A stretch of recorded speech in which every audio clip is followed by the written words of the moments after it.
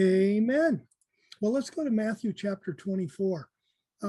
What I want to teach on tonight, I want to talk about godly weeping and mourning, and processing your emotions in a healthy way. And there's a lot of unhealthiness in the world today, and there's also a lot of pressure.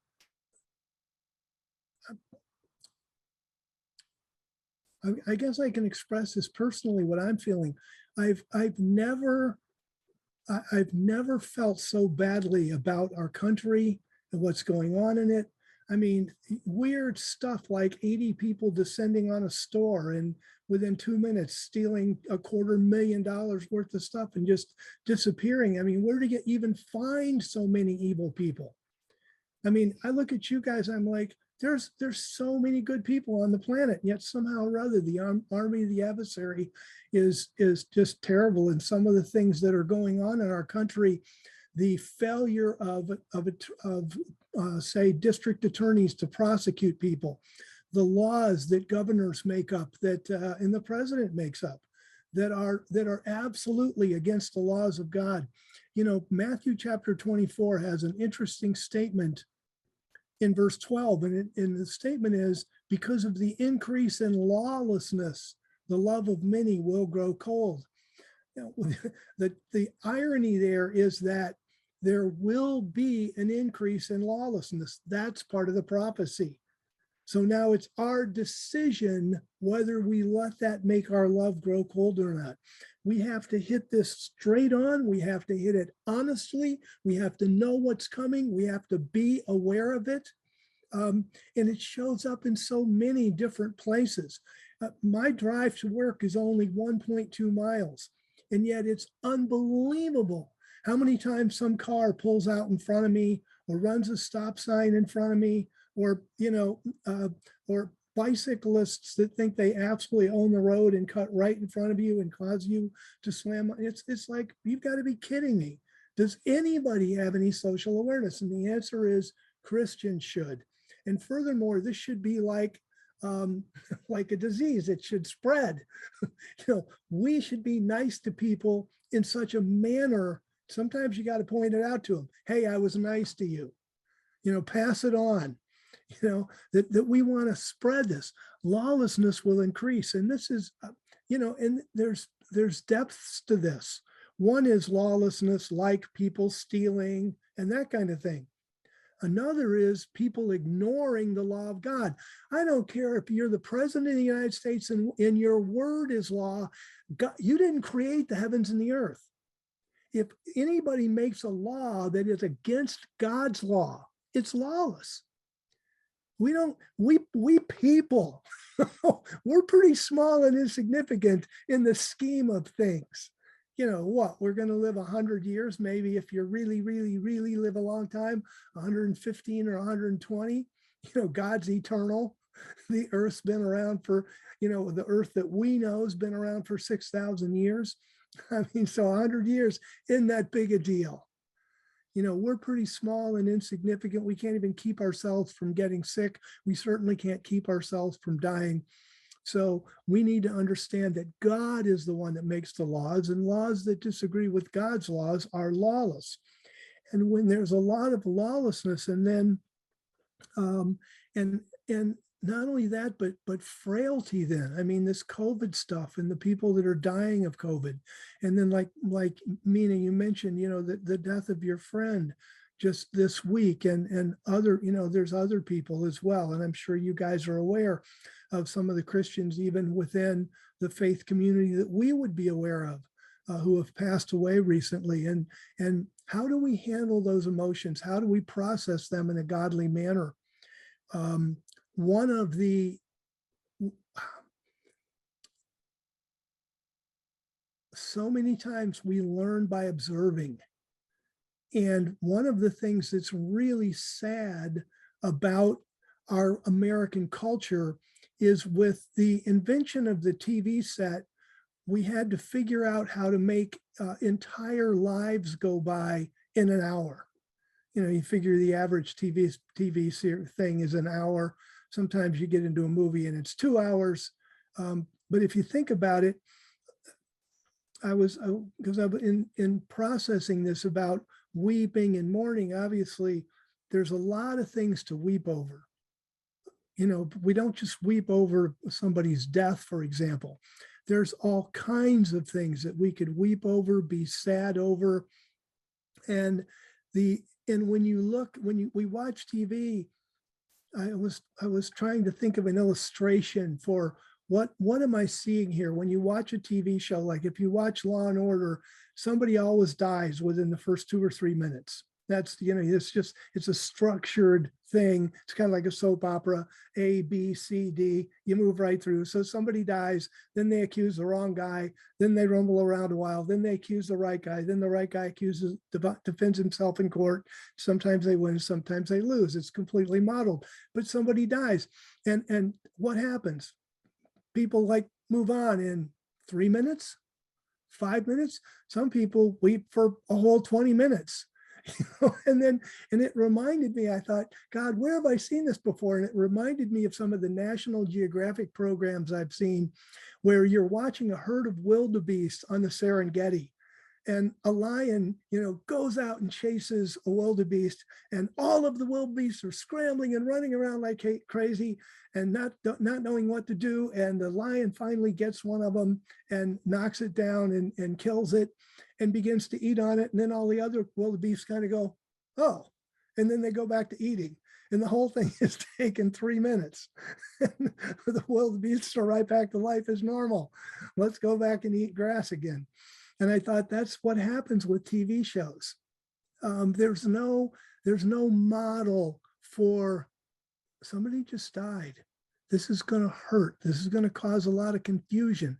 This is going to cause some possible, you never really know, because when people die, there's all kinds of connections and things that you weren't aware of that take sometimes years to sort out. And then emotions. You've got the hard emotions that come early on, but then, there's emotions that last for years. And what do you do about those? And how do you process those? And so much of this just depends on, again, self-awareness and then honesty. What am I feeling? How do I handle it? And then moving into it, instead of trying to cover it up or move away from it. And I thought about Ecclesiastes. Let's go to the book of Ecclesiastes.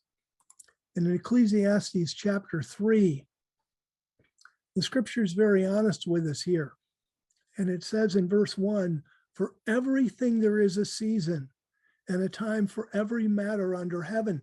Now that means that God, who set up the circle of life, birth, growth, aging, death, God, who set up that circle of life, then knew that people would pass through seasons in their life.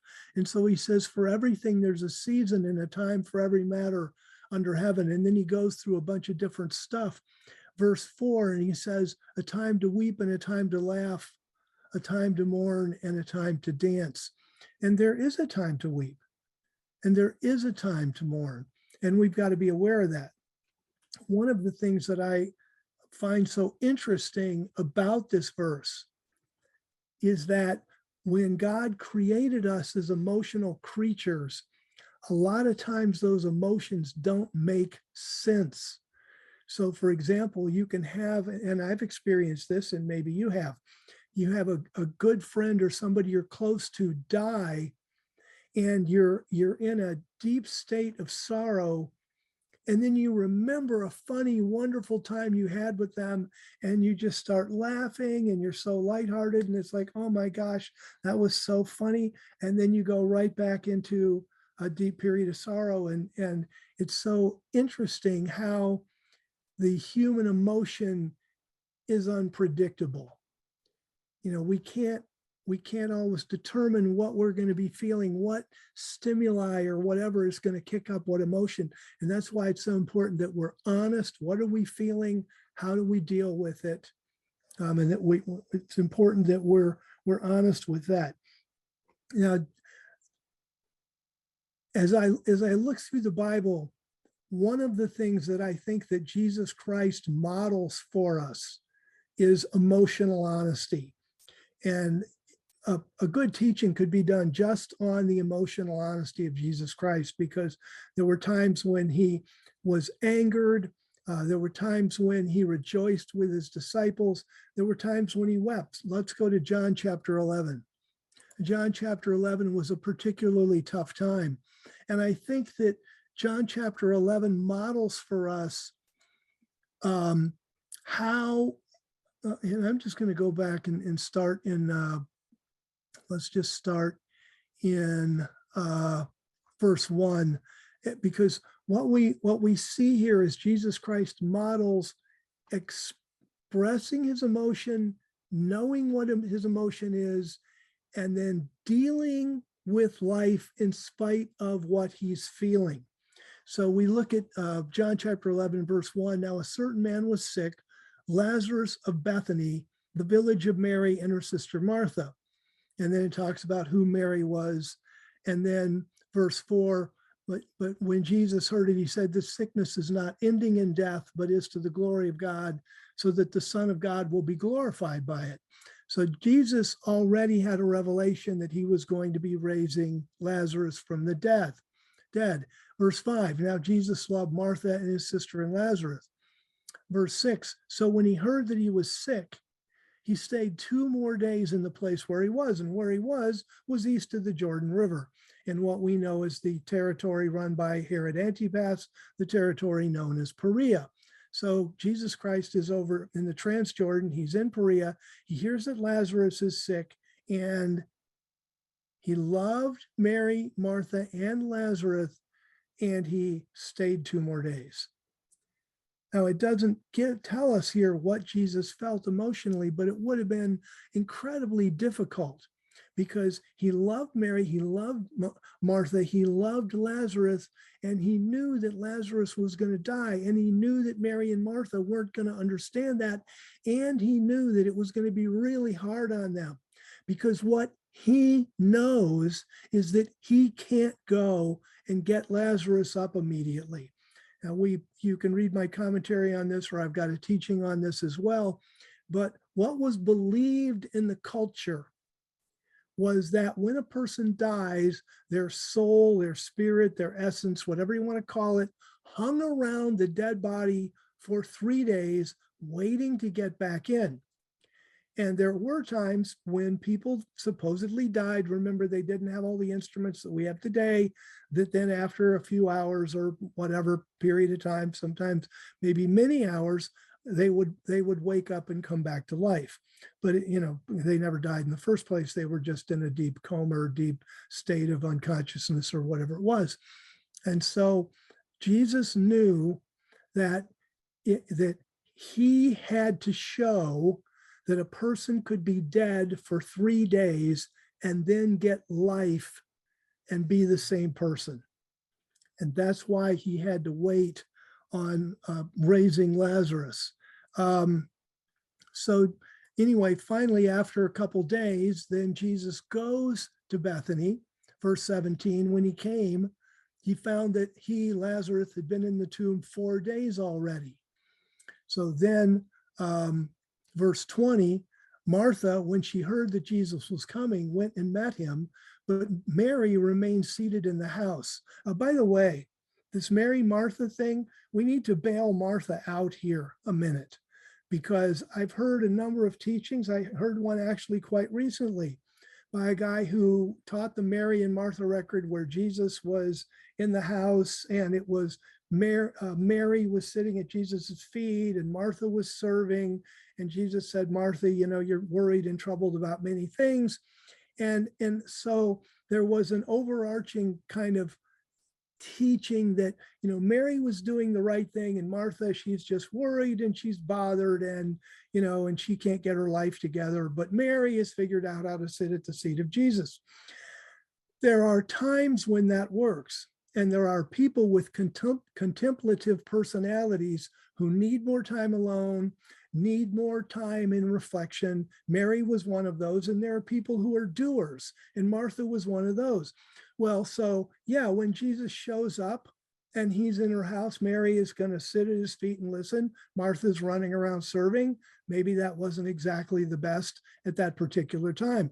But here's a different situation. Now Lazarus has died. Where's Mary? She's shut down in the house crying. Where's Martha? She's out taking care of things.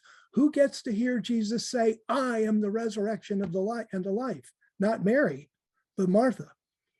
And if you listen to the teaching that Martha got to hear, she really got some great teachings from Jesus Christ that Mary missed out on, because in this particular situation, which was different from the earlier situation, Martha's strengths came to the front and got her out and doing things, where Mary's contemplative nature had her kind of shut down in the house. So it's just, we've got to be careful when we judge people from one record or another, and we make sure we get a whole picture.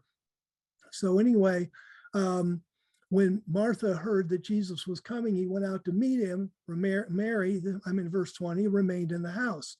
Martha said to Jesus, now put yourself here. Now you're Jesus, and you love Martha and you love Mary, and Martha comes out to you. You know she's been in pain. Lazarus has been dead now 4 days. And Martha says, Lord, if you'd been here, my brother would not have died. And even now I know that whatever you ask of God, God will give you. And Jesus says to her, your brother will rise up. Martha, knowing the eschatology portrayed in Scripture, I know he will rise up at the resurrection at the last day. Jesus, I love this. Jesus says, I am the resurrection and the life. Whoever believes in me will live even if he dies, and whoever lives and believes in me will not ever die in the age to come. Do you believe this? I mean, what an amazing speech that she got to hear, because she was a kind of a doer person. So she says, I believe you are the Christ, the Son of God. And then she goes away and calls Mary. And then basically, verse 32, when Mary comes to where Jesus was, she falls at his feet. And then she says the same thing Martha did. If you'd been here, my brother would not have died. And then later on, Jesus, he sighed, verse 33, when Jesus heard her crying and the Jews who came with her also crying, he was deeply angered in his spirit, basically at the whole situation and what was going on. He was troubled. He said, where have you laid him? And they said, Lord, come and see. And at that point, the situation was so emotionally charged, it says Jesus burst into tears. And this is a time when, there are times when you walk into an emotional situation and you've been under control and you've been under control, and all of a sudden, look at the humanity of Jesus. And you guys have all been in your life in a situation like this, where you are able to control yourself until a certain point, a certain trigger, and then all of a sudden you burst into tears. And we get that modeled for us in Jesus Christ. The situation was so emotional. Here at this point, he burst into tears, and then they're like, wow, he was a friend, et cetera, et cetera. We see the same thing in Luke chapter 19. Totally different situation, but let's go to Luke chapter 19. And here's Jesus Christ, and he's going into Jerusalem at verse 28. And when he had said these things, he'd given instructions to his apostles. He went on ahead, going up to Jerusalem. He's going into Jerusalem to die at the Passover. He knew it. They didn't. It came to pass when he drew near to Bethany or Bethphage and Bethany. That's just on the east side of the Mount of Olives. You can't quite see Jerusalem yet. He tells them to go into a village ahead of them, get a colt. By verse 35, they brought it to Jesus. They threw their robes on the colt, put Jesus on it. And as he went, they spread their robes on the road. And as he was drawing near Jerusalem, already at the downward slope of the Mount of Olives, the whole multitude of disciples began to rejoice and praise God. And the Pharisees get upset about that. And then verse 41 says, and when he drew near and saw the city, and when you go to the Mount of Olives, You can't see the city, you can't see the city, you can't see the city. And all of a sudden you crest the mount. And when you crest the mount, there in front of you, whoosh, and all of its glory is the city of Jerusalem.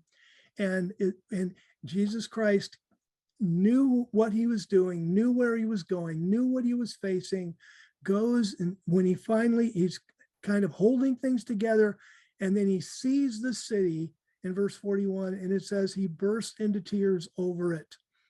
Just the emotion of knowing the whole thing, the emotion of knowing the responsibility that he had riding on his shoulders, the emotion from the fact that his disciples didn't know what was going on, even though he had told them and told them and told them, the emotion from realizing what was going to happen to Jerusalem as a result of rejecting him. And he loved Jerusalem, he loved the temple, he loved his people. There's all that emotion, and he just burst into tears. And then he was saying, if you had known on this day, even you, the things that would bring peace, but now they have been hidden from your eyes because of your own stubbornness.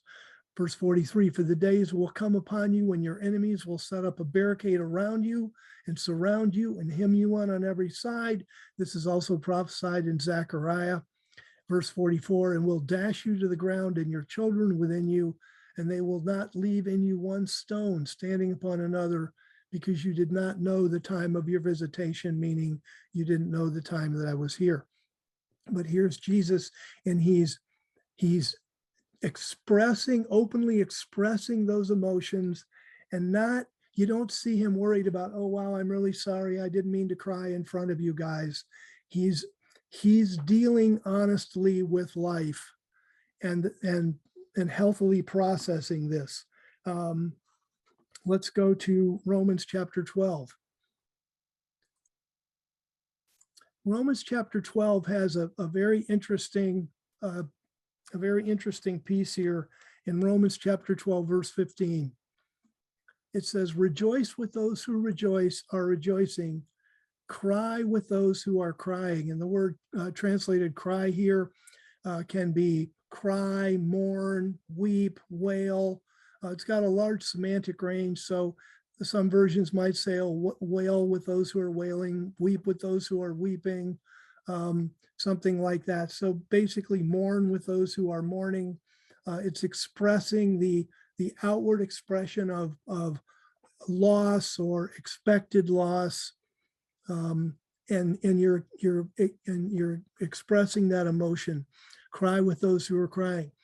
What's interesting and helpful, or should be helpful to us, as we move, first of all, into accepting ourselves and what we go through when we lose someone or something, and also understanding and accepting others, is there's not one verse of scripture from Genesis to Revelation that tells us how long grief should last. It doesn't say cry with those who are crying unless it lasts more than 2 weeks, and then tell them to shut up and get their life together. It doesn't say that. There's no command in scripture as to how long grief should last. It just says if you're with somebody and they're grieving, they're crying, they're weeping, they're going through something, then you want to be with them in that. And that's, again, a social awareness that it is not healthy, generally speaking, to shut down emotional expression. You want to go deep and explore it. Why is it there? What's going on? Is there anything that can be done about it? Like with Jesus Christ, he's crying it over Jerusalem. Is there anything that can really be done about it? No, it's just painful. We just live in the pain. It is what it is. That's as simple as it is. Now, does this mean there's no such thing as unhealthy grieving? Of course not. There is unhealthy grieving. And it's helpful if somebody that's not the one grieving comes in as a comforter, guide, helper to bring people out of unhealthy grieving and into a state of the healthy expression of emotion and working through emotions, and then balancing emotion with the life that we've got to all live. what we have to be careful of is that sometimes we ourselves are so uncomfortable with the open expression of emotion that we want it to go away faster than it should. If somebody is grieving very deeply over a loss or something like that, just because it makes you feel uptight doesn't mean that it's your position or helpful or godly to tell them, okay, get over it, enough is enough, you need to move on. If you're giving someone that kind of advice, you have to really, really, really check with yourself, make sure that you're healthy about what's going on, make sure that you're clear, maybe get some extra guidance, safety and a multitude of counselors, that kind of thing. But in the Bible, it's important to know that there's no set time for grief or loss. Now let's go to that. Having said that, let's go to Deuteronomy. In Deuteronomy chapter 34. Because in Deuteronomy chapter 34, we run into the death of Moses. So in verse 5 of Deuteronomy 34, it says, now, so Moses, the servant of Yahweh, died there in the land of Moab, according to the word of Yahweh, which I'm glad in one sense Moses was dead, because he would have been so sad. I mean, all he wanted for the last 40 years was to get into the promised land. And after leading the children of Israel around faithfully for so long, then he dies in the land of Moab, that pagan land. I mean, that from a biblical history standpoint, that's amazingly sad to me. And yet it shows that from God's perspective, what God cares about from us is that we're doing what he wants us to do. You know, in the prophecies tonight, we have the power to walk, you know, according to the word. So we just need to do it, you know. And I think that's important, that that Moses did his job. He did what he was supposed to do. He got the children of Israel out of Egypt, got the unbelieving generation to where they were out of the way, got the believing new younger generation to the plains of Moab, where they were right across from Jericho. And poised to go in to the promised land. So he did his job. He'll be richly rewarded at the resurrection. So he died in the land of Moab. Verse 6, God buried him in the land of Moab over against Beth Peor. No man knows of his tomb to this day. God buried him and said, you know, gosh, if you guys know where Moses is buried, it's going to be a worship center forever. Verse 7, Moses was 120 years old when he died. Verse 8, the children of Israel wept for Moses in the plains of Moab for 30 days. Then the days of weeping in the mourning ritual for Moses were ended. And this needs to be translated properly to really understand what it is, because there's a lot of versions that simply, they want to compress this and make it easy for the English reader. So they just simply say the days of weeping and mourning for Moses were ended. But that's not what the text is saying. It is true that the days of weeping for Moses were ended, but the text is the days of weeping in the mourning for Moses were ended. So in other words, what it's saying is there's a mourning period for Moses, which, depending on your personal relationship with him, I'm sure in his heart, Joshua mourned for Moses through his whole life. You know, so many times I'll bet he said to himself, I wish Moses were here. Moses would know what to do. Moses, where are you? You know, that kind of thing. And even God in Joshua chapter 1 had to step in and finally just kind of shake Joshua up. Moses, my servant, is dead. Now, therefore, you know, get up, march over the Jordan. But it's the days of weeping inside the mourning period, or the mourning rite, or the mourning ritual, if you will. And what that tells me is that in the custom of the Bible, and again, this is a biblical custom, this is not something that you and I have to follow. It was a custom of the time. It may not be a bad custom. It may actually be helpful to follow. But the ritual was that when somebody you dearly loved died, you basically took a month off. you excused yourself from responsibilities. You you gave yourself time to mourn, time to weep, time to talk to friends, time to process, time to be with family, time to be alone, whatever you needed. But you just, you took that time, that 30 days, and then the mourning itself could go on for months, years, maybe your whole life. When Jacob was told in Genesis, when Jacob was told that Joseph was dead, he said, I will go down to the grave. He said, Sheol. I will go down to Sheol, to the grave, mourning my son.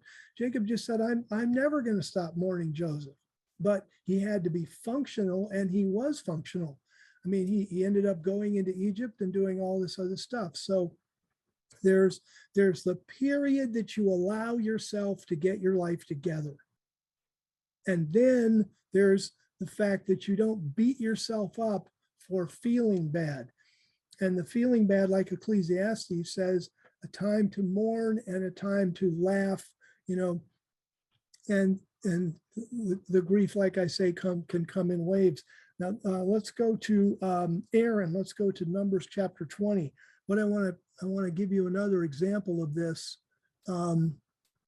Numbers chapter 20, because what they did for Moses was not just a one-time thing.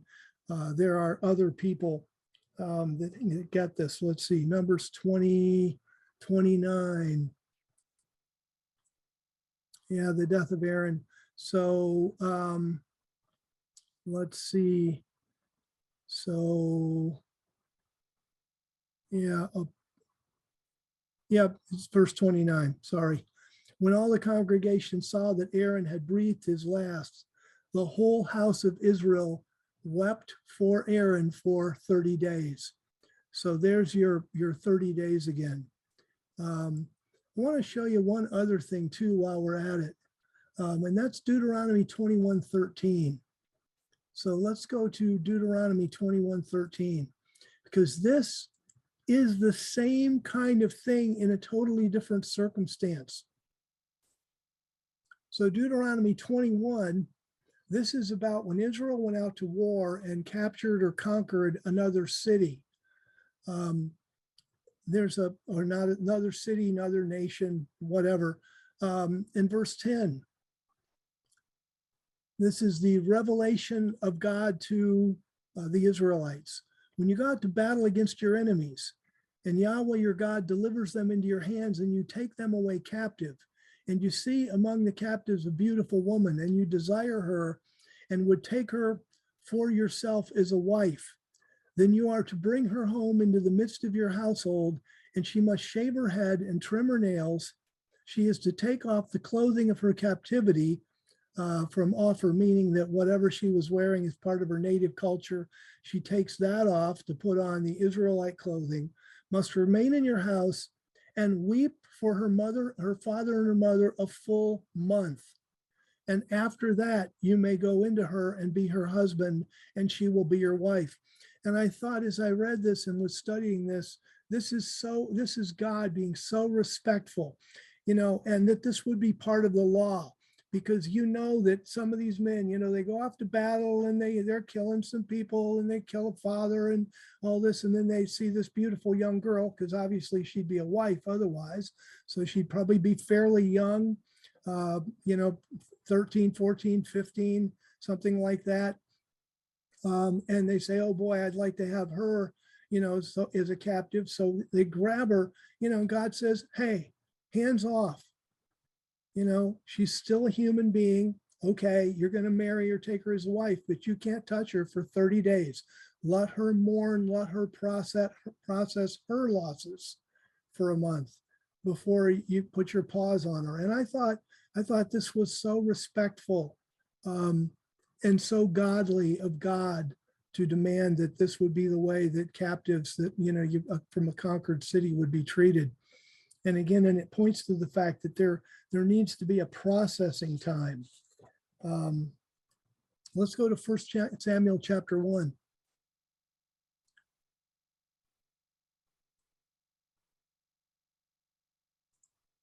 And in 1 Samuel chapter 1,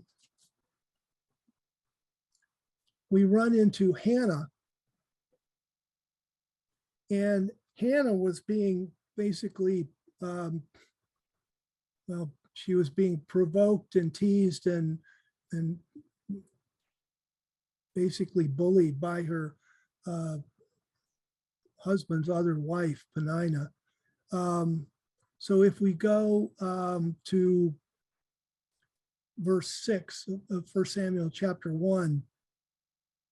Oh, well, let's go to verse 4. Chapter 1, verse 4. It came to pass on the day when Elkanah sacrificed, he gave portions to Peninnah and his wife, and to all her sons and her daughters. But to Hannah he gave a double portion, for he loved Hannah, although Yahweh had closed up her womb.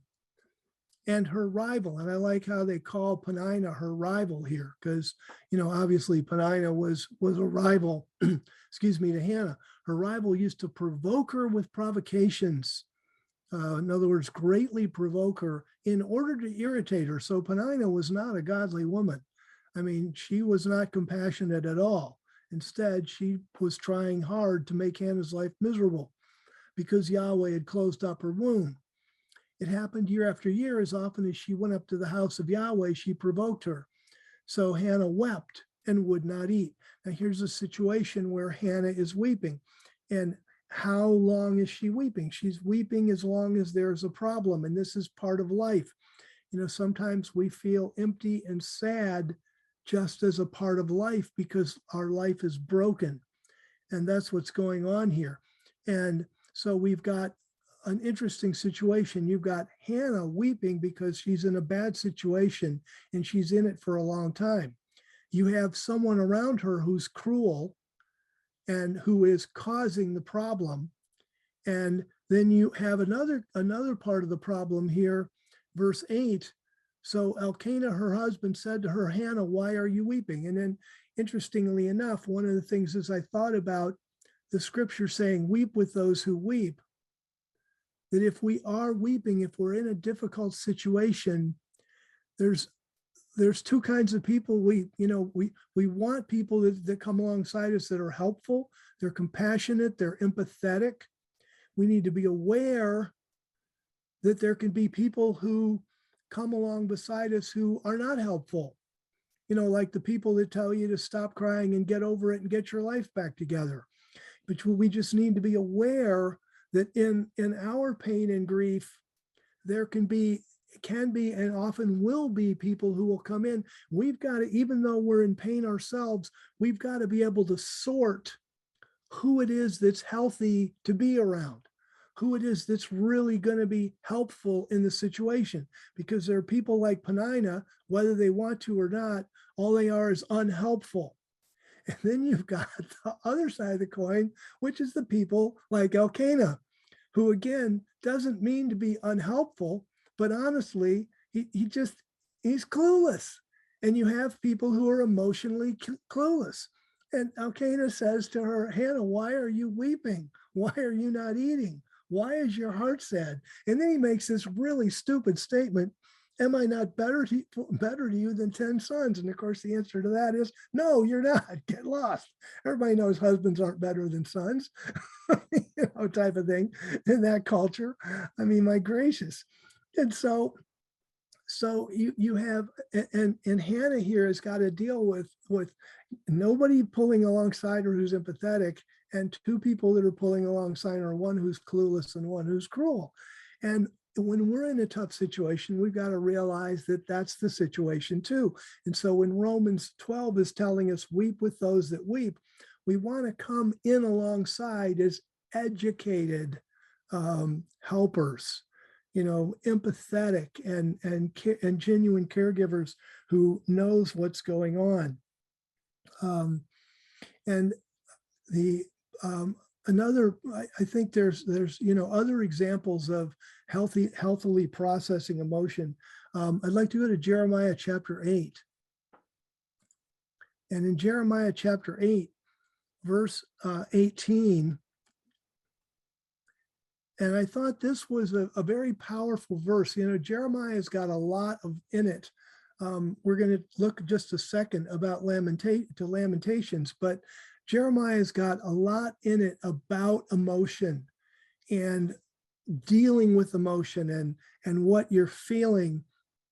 And here in verse 18, I thought he made a very profound statement because, Jeremiah is in Jerusalem, in Judea, and the king is, the kings are terrible and the Babylonians are attacking and people are dying. And during Jeremiah's ministry, kings are trading, one king is killed off or carried away captive, another one's set up.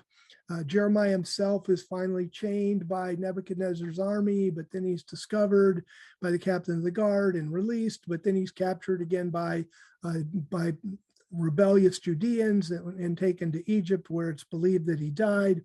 I mean, he just had a really hard time. And verse 18, he says, "Oh, that I could comfort myself against sorrow.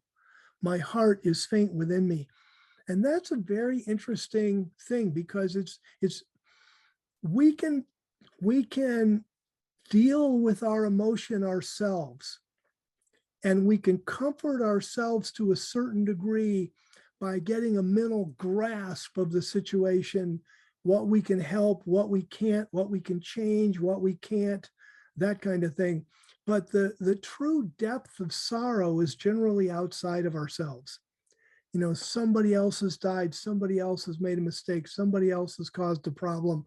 And really, you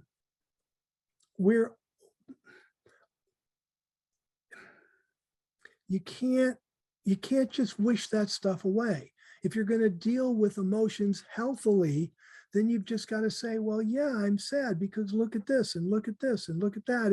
And I am sad. And we deal healthily with the emotion, not saying, oh, well, I'm strong, I can handle this, no problem. It's like, yes, there's a problem. Let's be honest about it, but then we don't let it paralyze us.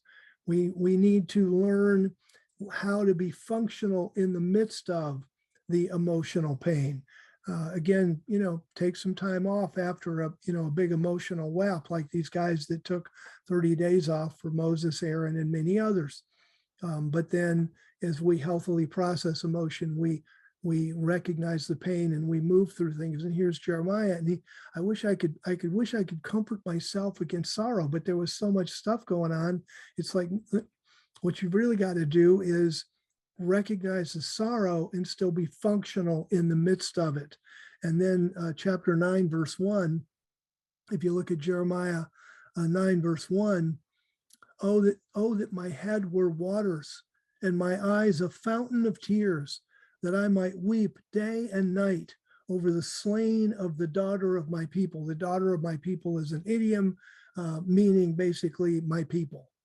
And so the Babylonians by this time had killed so many Judeans, and the rich and powerful Judeans had put to death so many righteous people that he said, I wish my head were water and my eyes were a fountain of tears over this. It's just, and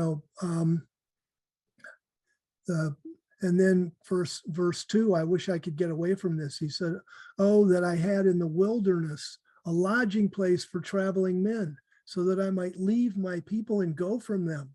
For they are all adulterers, an assembly of treacherous men. And then he goes on to how terrible everybody is. And he says, I just wish I could leave here, but he really couldn't. And so once again, you see Jeremiah, and he's dealing with his emotions, but he's dealing with those emotions even as he's expressing them. And then we know that Jeremiah did in fact deal with life.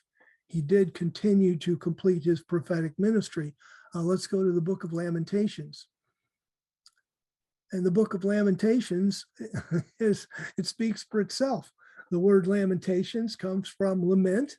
And so the whole book, and Bill and I have not gotten a chance to really translate this yet. So it's the translation of Lamentations. If you were to read it, is very rough right now, but it speaks for itself. I mean, basically he writes this entire book where he's dealing with emotions and how bad things are, and what he needs to go through in life.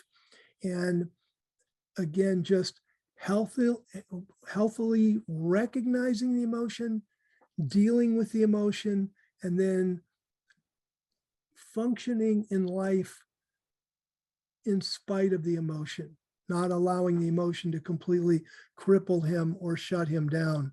And that's kind of what we do. So I just wanted to do kind of an introduction. I don't feel like I went super deep into this, or from a psychological perspective, what do you do if you feel like you are paralyzed with an over feeling of emotion and that kind of thing? There are counselors who are specially trained who can help with that kind of thing. But especially from a pastoral perspective, that we weep with those who weep, and we don't expect that in a week or in 2 weeks, or heaven forbid, like an hour on a TV show, that anybody's going to get over deep emotional pain. There's real, genuine mental health if we healthily, in a godly manner, process our emotion.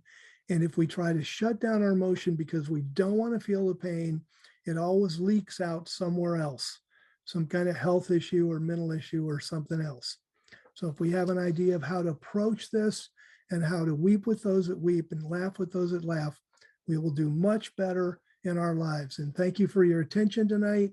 It's been a blessing to be with you and to do this work, really, because this is an area that I need to get better in my life too. So God bless you. Have a great night. We can talk. We can do whatever you guys want to do.